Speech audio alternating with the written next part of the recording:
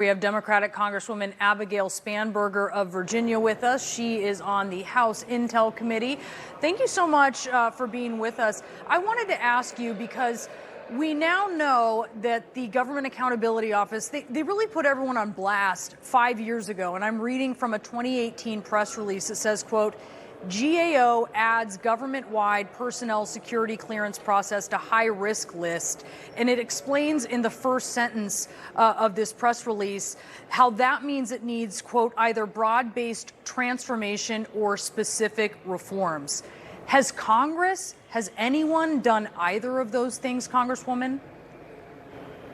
So broad-based reforms, I think, are certainly what should ultimately be the outcome after it's fully understood how the individual in this case was able to not just access information that he had absolutely no need to access, but that he was able to download it, that he was able to take that information with him, and that he was able to subsequently make it available on the internet.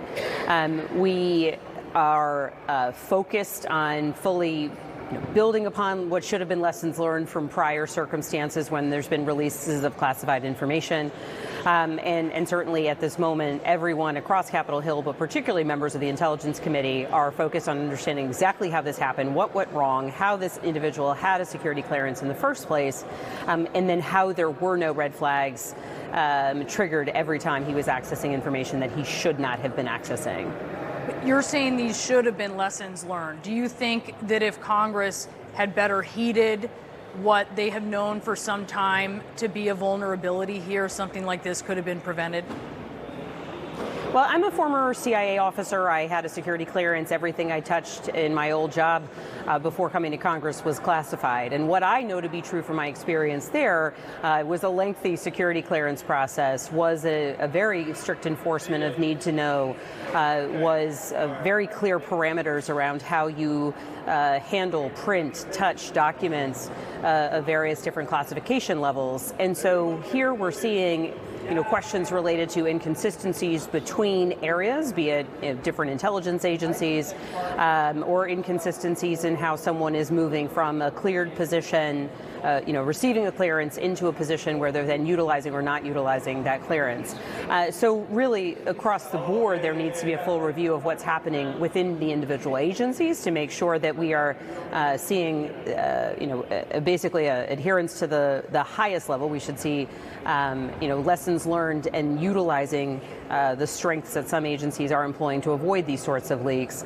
But certainly Congress, in its oversight role, must continue to ask really probing, aggressive questions about how it is possible that this happened.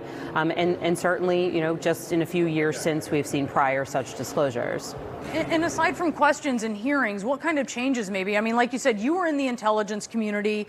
They take some pretty serious precautions, things like polygraphs. Do you think that there should be random polygraphs or audits or something like that that are needed for some of these lower level folks who have access to intel? Well, and this is an example, Brianna, where there's differences across agencies. As a CIA officer, we had regular polygraphs, full scope lifestyle polygraphs, and that's just not something that's part of the clearance process in other agencies. So reflecting on how valuable that is as a tool, I think is going to be important. Is it something that should be employed across the board, or within the actual systems themselves? What sort of technological capabilities exist or upgrades need to be implemented so that when someone like this man, who had no need to be accessing the information, the files, the documents he was accessing, why were there not pings going off each time? Was his supervisor being alerted? Were people in the counterintelligence shop being alerted that he was accessing information? Certainly the standards that are kept in some agencies, we need to make sure that across the board, where there are strong protocols, let's have other agencies learn. Let's make sure that we're kind of raising the minimum standard and certainly continuing that ongoing process to ensure that information is protected. Clearly, many things went wrong in this place.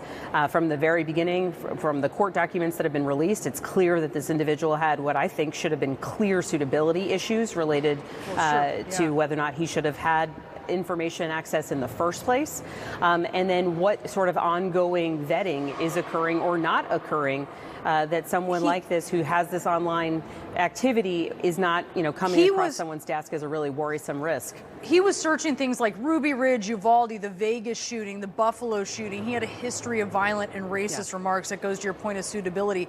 What else needs to be done to keep radicalized people out of the military or remove them from the military? Well, this is an important effort. I don't serve on the Armed Services Committee, but certainly the Armed Services Committee has had significant and important hearings noting the fact that we know that extremist organizations are interested in recruiting those with military experience.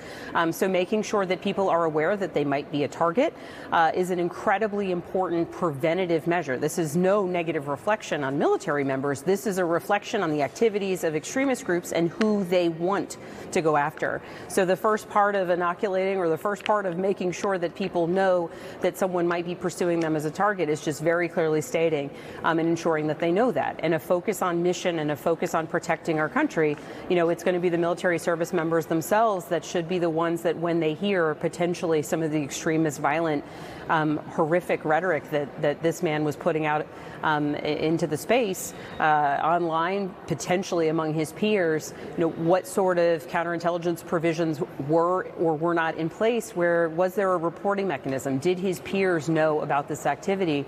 And did they have a means by which they knew they could report it to his chain of command? Yeah, big questions there. Congresswoman, thank you so much for joining us today. We really do appreciate it.